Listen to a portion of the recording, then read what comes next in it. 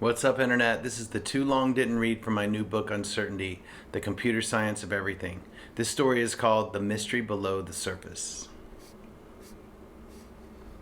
In the previous story, we learned how each person has two separate neural networks inside their brain, called System 1 and System 2 in behavioral economics. System 1 is our subconscious mind that we don't have access to, and System 2 is our consciousness. The critical thing to understand about these two systems of thinking is that System 1 generates the entire first-person experience for System 2. And System 1 is so good at filling in the gaps in our senses that it is impossible for us to distinguish between real data and generated data during our daily lives. In fact, 99.7% of everything we see all day, every day is hallucinated by the generative AI in our own subconsciousness, which means we don't have direct access to reality. In fact, here's what the raw data flowing into your brain actually looks like. Look around. We all live inside our own virtual reality, which is why it's so difficult for two eyewitnesses to agree on anything. We can both see two different things from the same raw information and both be right. No matter how early your first memories are, your System 1 was already here living your life by the time your System 2 started remembering it. So early childhood gives us a good glimpse into the features of System 1 before the inevitable influence of System 2. And I've listed a couple here that you can pause while I scroll through, but basically every baby is born as an absolute greed monster.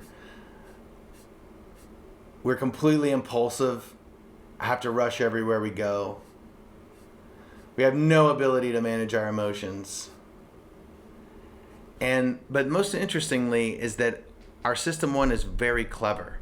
Babies will drop peas on the floor one by one just to see how their parents react. Toddlers lie, steal, and cheat just to see what they can get away with. And they constantly test the boundaries of where they can go and break things to see how they work. So remember how we said the System 1 struggles to manage its emotions? Take another look at the list of childish behaviors we see in System 1. Greediness, impulsiveness, lying, stealing, cheating, breaking things, crying, slamming, negotiating like terrorists. Aren't these the same problems that we see in adults who won't grow up? Our behaviors don't automatically age with each birthday. Every behavior that we exhibit in life has its own individual age, which is an idea I call the mixing board of maturity. You know those mixing boards in recording studios? Well, imagine that you have a mixing board with sliders to indicate your individual age for every single activity you do in life. Those sliders don't all move together. For example, I'm 45 years old, but I still eat like an 8-year-old when my wife is out of town. Here's a couple questions to help you figure out what your mixing board of maturity actually looks like. You can pause as I scroll through.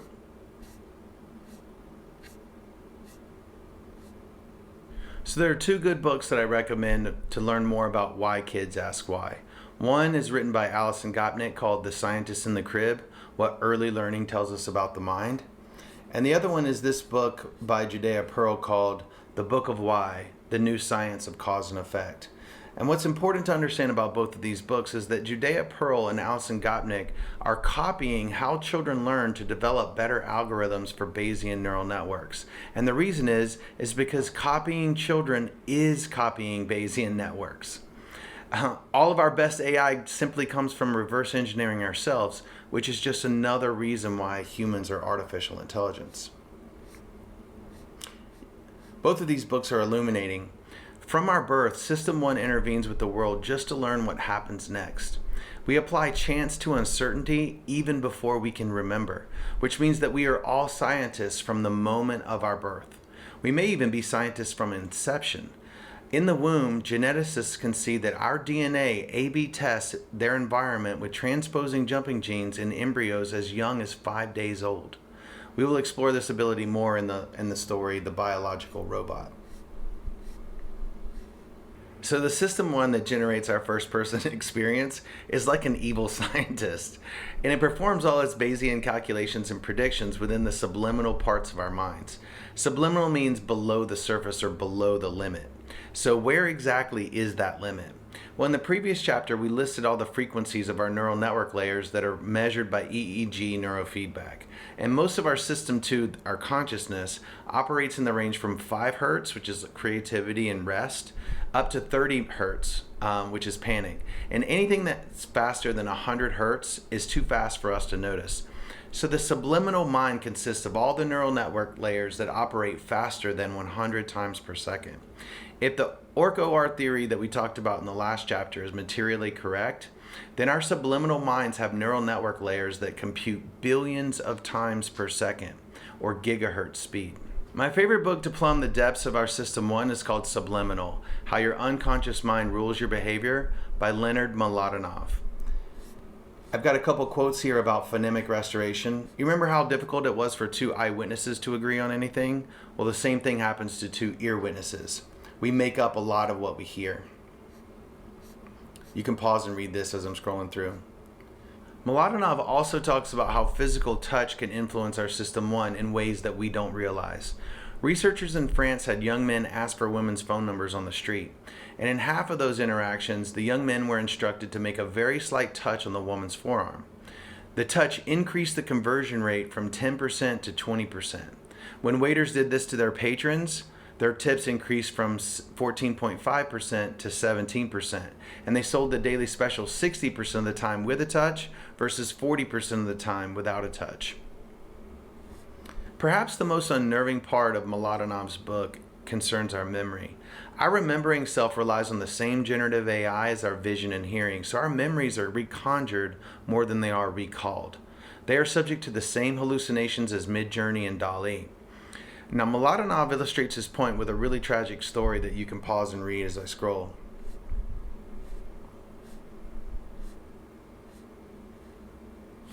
Mlodinow sums up how System 1 generates memories like this.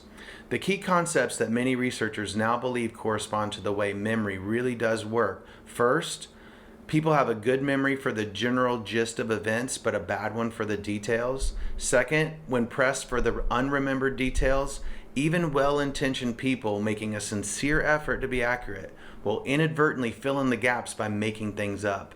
And third, people will believe the memories they make up. If you want to learn more about Mlodinow's research, you can watch this full presentation he gave to Google.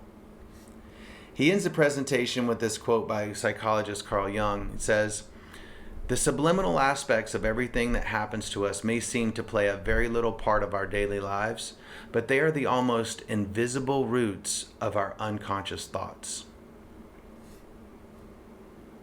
We close this essay with 3 book recommendations that demonstrate the very strong connection between the physical body and the subconscious mind. The first book is called The Body Keeps the Score: Brain, Mind, and Body in the Healing of Trauma by Dr. Bessel van der Kolk. This book is incredibly helpful for people who need strong interventions to address their past traumas, which is all of us. Like the book jacket says, 1 in 5 Americans has been molested. 1 in 4 grew up with alcoholics. And 1 in 3 couples have engaged in physical violence. And those are sobering statistics. My second book recommendation is 12 Rules for Life: An Antidote to Chaos by Jordan Peterson. His first book, Stand Up Straight with Your Shoulders Back, is one of the most important stories that all young people need to hear. I had my kids listen to this book during one of our road trips, but I made them listen to Stand Up Straight with Your Shoulders Back twice. And my last book recommendation is What Everybody is Saying: An Ex-FBI Agent's Guide to Speed Reading People by Joe Navarro. My family also listened to this book on a road trip, mostly so I could listen to it again. For 25 years, the FBI paid Joe Navarro to train their agents in body language to uncover lies during criminal investigations. And for $15, he'll tell you everything he knows about it. That's a great deal. Navarro has a chapter titled Nonverbals of the Feet and Legs.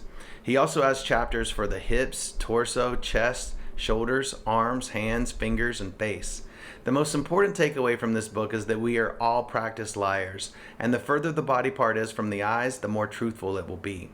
Our most trustworthy body part is actually our feet, so make sure the tongue in your mouth and the tongue in your shoes are pointed in the same direction. I hope this story has given you a new appreciation for just how much we lie to ourselves every day. So in short, don't trust your feelings, don't trust your thoughts, don't trust your memories. And in general, other people are more right about you than you. Up next, the royal we. In that story, we explore our System 2 neural network with more than 40 books from psychology and behavioral economics. System 2 is our psyche, often translated into English as our soul.